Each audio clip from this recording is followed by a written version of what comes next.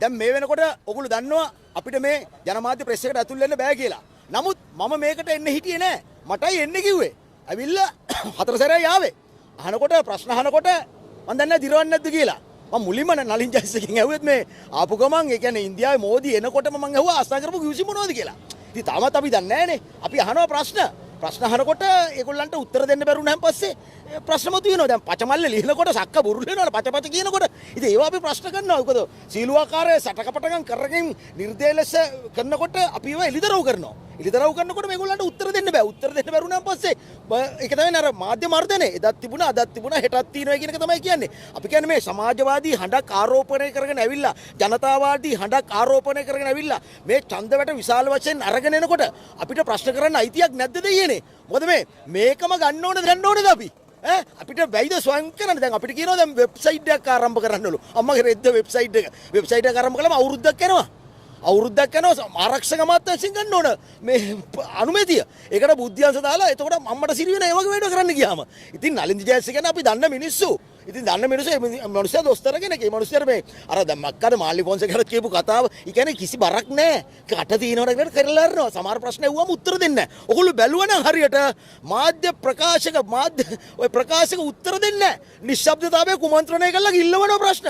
මං අහ ප්‍රශ්න වලට මං අහුවා දැන් බාර් ලයිසන් දෙනව නේද කියලා. මේ ආණ්ඩු බාර් ලයිසන් දෙනවා. ඒ බලන්න ප්‍රශ්නේ දෙනවා කියලා අහනකොට ඒ එකෙක් උන්ගේ මේකෙක් ඉන්නවනේ දැන් උන්ගේ මේ උන් ඉන්නව තැනක ඇතුලේ. රජයේ උන් ඉන්න උන් ටක් ගාලා ප්‍රශ්න අහන ටක් ගාලන්ට. ඒතොර ඒක ඉවරයි. දැන් අලුතෙන් දෙනවා. ඉතින් මේ බාර් ලයිසන් දුන්නට කමක් නැහැ. නමුත් ඒ බාර් තියෙන්න ඕනේ. මම කියන්නේ බාර් ලෙවකට විරුද්ධ නෙමෙයි. අර ඒව නැතුව සුදු ඇඳගෙන ආවේ අමුතු ලයින් එකනේ ආවේ. ඒව ප්‍රශ්න කරනකොට තමයි මේක දිරවන්නේ නැත්තේ. අනිත් එක දැන් මෙතන බුද්ධියන්සත් මෙතන වාර්තා කරා. බුද්ධියන්සේ උඩ තියෙනවා. දැන් මේ ඩෙන්ටිටි කාඩ් එක දෙන්නේ කොහොමද? මේක බුද්ධියන්සේ උන් නැද්ද? අපි අහනවා බුද්ධියන්සේ උන් නැද්ද? දැන් ඊට පස්සේ කිසිම අපිට තැනකට යන්න බැරි වෙනවා. කිසිම ප්‍රෙස් එකකට යන්න බැරි වෙනවා. දැන් මෙතන ඉන්න මාධ්‍යවේදීන් ගොඩක් අයට රජයේ මාධ්‍ය ඩෙන්ටිටි කාඩ් එක නැහැ. ඉතින් ඒගොල්ලන්ගේ ආයතන වලින් තමයි මාධ්‍ය ඩෙන්ටිටි කාඩ් එක දෙන්නේ. දැන් මේ ගොඩක් අයට දැන් මේ ගගනා රෙමේ ගොඩක් තියෙනවනේ නිවුස් සෙන්ටර් එක ඒවා තියෙනවා වෙබ්සයිට් තියෙනවා වෙබ් නිවුස් තියෙනවා ඒවා ඔක්කොටම ගොඩක් අයට නැහැ. ඒගොල්ලන්ගේ ආයතනයෙන් දෙනවා නම් ඒ ඇතිනේ දෙයියනේ.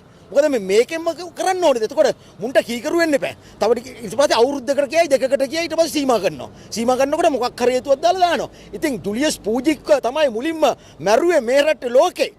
ඊට පස්සේ ඉතින් මාධ්‍යවේදීන් මහපාරේ අරලා දැම්මා. ඒ මාධ්‍යවේදීන් ලසන්තලව මහමග මරා දානකොට එක්නැලි කොටලව අතුරුදහන් කරනකොට ඒවා අල්ල නැහැ කියපු එවුන් මෙතනට ඇවිල්ලා දැන් අපිට කෙලින්න හදනවා. යකෝ මමනේ අනුර කුමාරගේ රටවටේ ගියේ රුපියලක් ගත්තේ නැහැ වතුර එකක් බිව්වේ නැහැ. මගේ සල්ලි වලින් තමයි ගියේ. තවමත් එනවා. අපි ආණ්ඩුවට ආදරේ ආණ්ඩුවට ගහන්න හීනි කෝටුවෙන් ගහනකොට බලන්න දිරවන්න නැත්තම් කරගෙන වසන්ත සමරසිංහට කියන්න බෑ බග් ගහනවා ඉරන්නලස්ගේ නම කියන්න බෑ. නිලමට හොයන්න බෑ.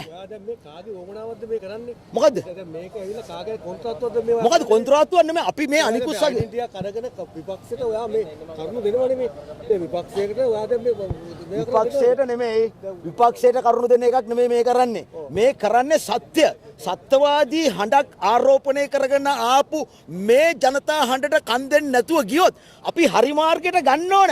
හරි මාර්ගයට ගන්නකොට අපි ගන්න හීනි කෝටුවෙන් දෙකේ පොල්ලෙන් නෙමෙයි මේ ගහන්නේ. ඉතින් මේක මේ තාම මේ හීනි කෝටුවෙන් ගන්නකොට මෙහෙමනම් තාම මාස 7 යන්න දෙනවා. අපි ආණ්ඩුව විවේචනය කරන්නේ අපිට ඕනේ තවත් අර පල්හොරු ගේන්න රාජපක්ෂලගේ පල්හොරු ගේන්න. ඩෙන්ටිටියක් අල්ලගෙන ඒ කකුලෙන් අදින්න. ඉතින් අපිට යන්න දෙන්නකො මෙතෙන්ට.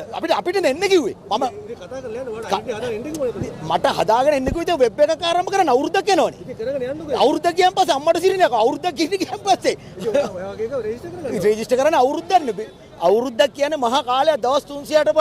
ඉතින් 365ක් කියනට මේක කියන්න ගියාම ඊට පස්සේ ආණ්ඩුත් වෙනස් වෙලා ඉඳන්නේ නැහැ. ඔහොම වුණොත්. මොකද අපි හදාගන්න නම් කැබිනට් මාධ්‍යයට යන්න ඕන. මාධ්‍යට ගිහිල්ලා ප්‍රශ්න කරන්න ඕන. ඒ ප්‍රශ්න කරනකොට මේගොල්ලන්ගේ සක්ක බුරුල් වෙලා පචමල්ල ලියනකොට මේගොල්ලන්ට හිටින්න බැරුව වෙනකොට මේගොල්ලෝ අපිට පාට දාලා අපිව පන්නන එක නෙමෙයි වගකීම වෙන්න ඕන. නේද? ඔබතුමාට අයිඩෙන්ටිටියක් හම්බුණා නම් ඔබතුමා මේ විදිහට කතා කරන්නේ. අයිඩෙන්ටිටියක් හම්බුනම මට ඇතුළේ ගිහිල්ලා ප්‍රශ්න කරන්න පුළුවන් නේද? එතකොට හරි. දැන් ඔබතුමාට හම්බුණා. ඉතුරුයට හම්බුණා. ඉතින් ඉතුරුයට ශාන්ත ගන්න නැති නිසා තමයි මාත් ගන්න නැත්තේ. ඒ එක ක්‍රමයක් තියෙන්න ඕන හැමෝටම. ඒ නිසා තමයි මටත් ඉතින් ඉල්ලලා ගිය හැකි. අපි ගන්නෙ නැත්තේ ඒකයි. ශාන්තර දෙන්නත් ඕන අපිට දෙන්නත් ඕන. ශාන්ත කියන්නේ පොඩි මිනිස්සුද ජනතා විමුක්ති ප්‍රමුණේ මේ පූර්ණකාලීන සමාජිකයෙක් තිස්සමාරාමේ සංවිධායක. ඉතින් අපි 88 89 ජනතා විමුක්ති ප්‍රමුණෙන් රට පැනලා ගුටි කාලා අපේ සහෝදරවරු මැරිලා පන්තියේ හිටපු උන් මැරිලා ඔක්කොම මරණ ගොඩක් එක්ක අපි හිටියේ. ඒතර නලින්දලා හිටියේ නෑ. නලින්දලා හිටියේ නැහැ. ඉතින් ඒකයි කියන්නේ නලින්ද පව් ඔයා. ඔයාගේ කට හොඳ නැහැ. ඔයාට තේරෙන්නේ නැහැ. ඔයා අර මාල්ලි ෆොන්සේකා ගැනම කියූප එකෙම තේරෙන්නේ මෙයා ෆේල් කියලා. පව්.